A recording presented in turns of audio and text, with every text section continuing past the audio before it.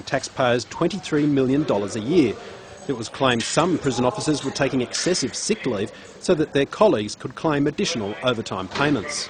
Have prison officers brought change like this upon themselves because of the fact that by rorting work practices, the government has said, right, we'll bring in private operators?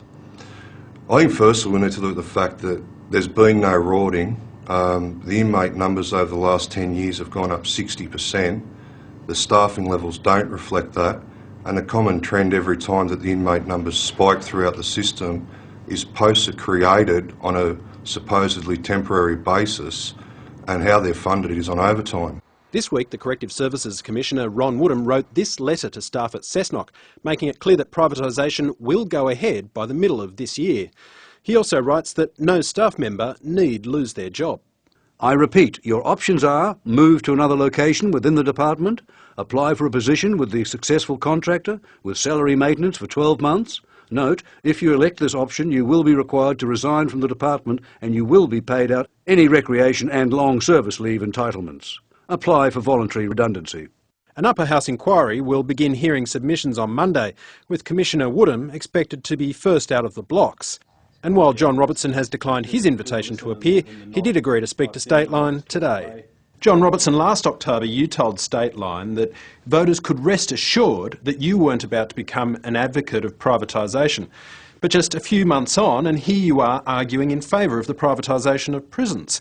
Your critics are going to say it didn't take long for you to sell out.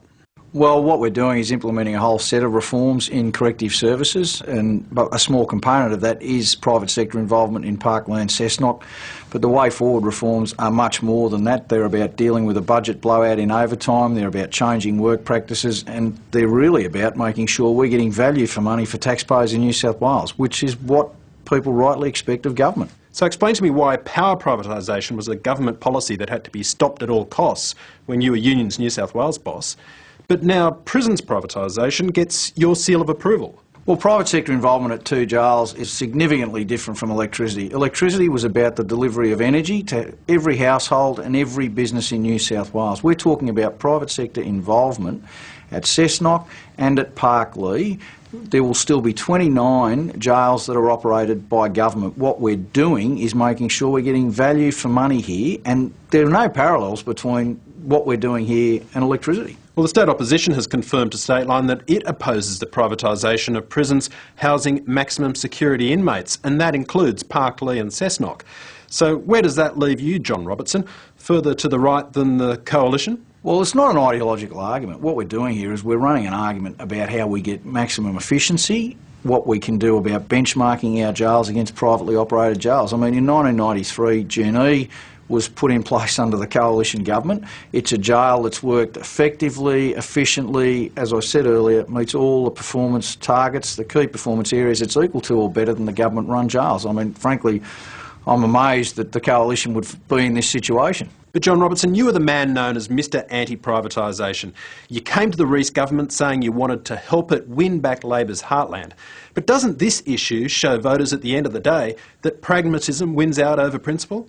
Well, what we're saying is that there's 2 operations here that we can get private sector involvement for a period of time under these contracts, and we're going to maintain the remainder of the jails in government ownership. There is no plan for this, but it's about us having a capacity to benchmark. We can't have a corrective services system that doesn't move forward, that's not out there maximising the value for the money that taxpayers are putting into this system. We've got a responsibility, and we've been doing that in the prison system ever since, certainly that I'm aware, Commissioner Woodham's been involved. We've been driving down escape rates, we've been introducing new programs, we've been trying to introduce additional reforms, and we will keep doing that.